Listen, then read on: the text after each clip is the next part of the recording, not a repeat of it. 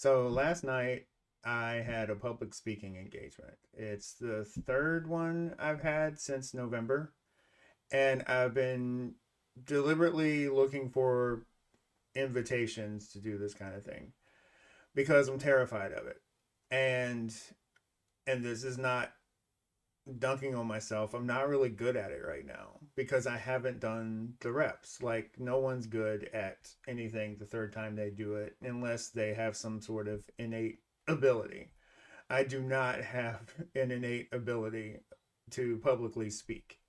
However, in order to get my message out, to make the kind of change in the world that I want to make, I realize that getting better at this is important. So I had this opportunity last night to publicly speak. I would say, from my perspective, while I was up there, it felt kind of the same, right? Where like my body is like trying to tell me you're about to be murdered, and I'm trying to fight that feeling that I was about to be murdered. And so it was more of just survive and advance and get through it. And the first two times I did it, after I did it, I was met with praise, for like, we could tell you were nervous, but you got through it. And like the stuff was really well written, like those kind of things. The types of things that I believed them because I did put a lot of time into writing because I didn't think that my public speaking skills were going to be able to carry the day. So it was like, well, make sure it's well written. So that will carry the day. So the first two times, like I said, I got like decent feedback, but it was more of, hey, good job, you did a thing.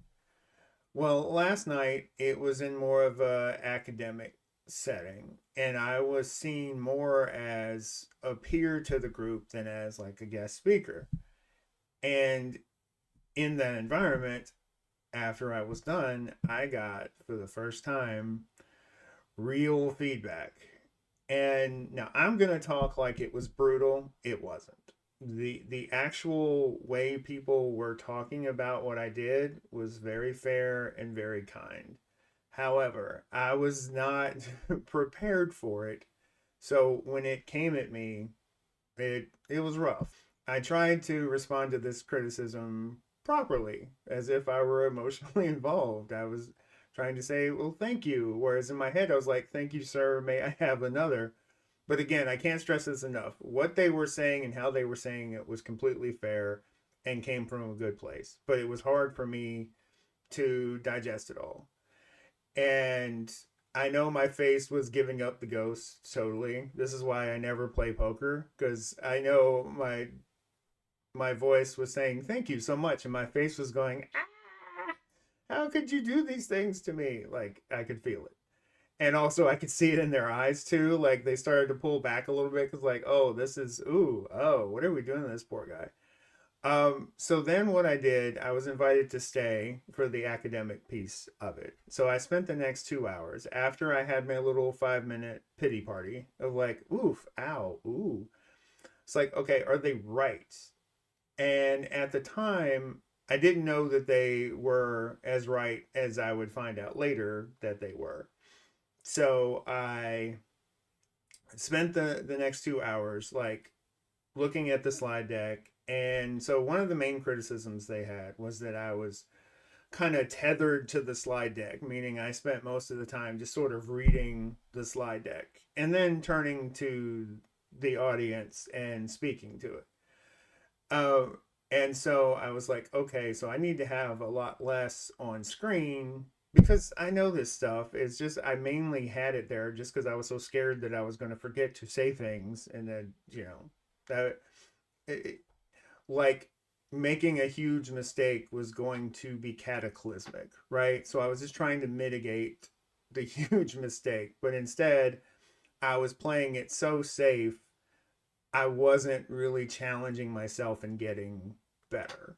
And the feedback they were giving me was trying to get me to be better. So I spent the time looking at the slide deck and going, okay, yes, I can see.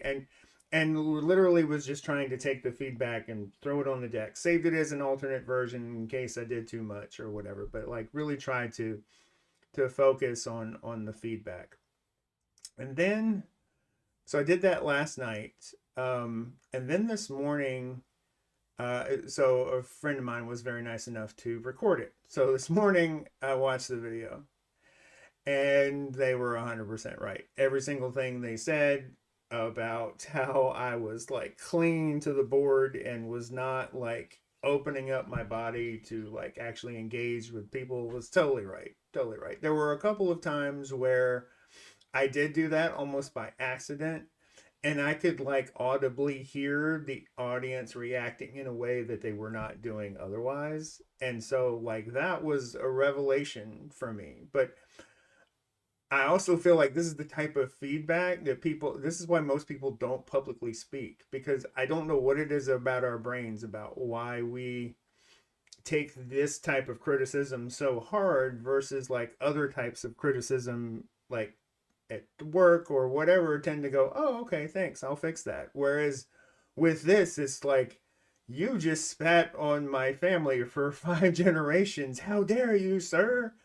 I don't know what it is, but I am resolved to get better at public speaking. So, with all of that said, I now, oh, well, okay, let me back up because I think the problem also is translating to this channel, this YouTube channel you're watching right now, because I also think I've been playing it a little too safe with the content, with being too structured, like because I don't have faith that this style of communication is going to make the connection for reasons that have to do with psychology and my life's journey and whatever, which I don't want to get into. But for whatever reason, I don't have faith that this is going to connect at all.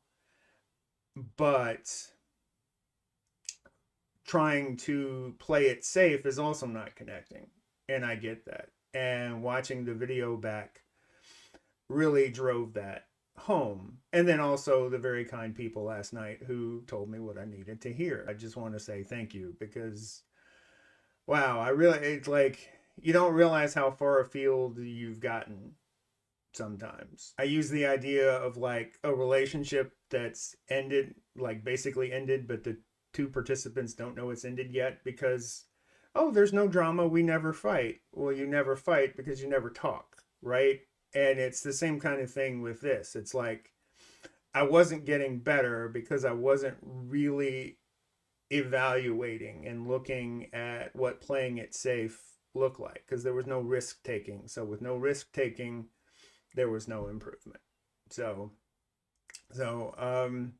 here's the problem with doing this type of video is like I don't know how to end it because I haven't scripted the end properly. Because I have to recap all of the bullets and all the things. But here's what I'll say to try and wrap this up in some sort of narrative that'll make sense for a viewer. And that is leaving your comfort zone is only half the battle. Like putting yourself in spaces that you've never been in and you're not quite sure how to react is half the battle. Yes, like being there is a big part of it. But you also have to be willing to allow those new environments to change you. So it's not just enough to, okay, I put myself in this space and I did what I always do in that space. Like the whole idea of getting out of your comfort zone is allowing that environment to change your conceptions and to change your behaviors. So I guess that's what we'll say this video is about. So thanks for watching, and we will talk again soon.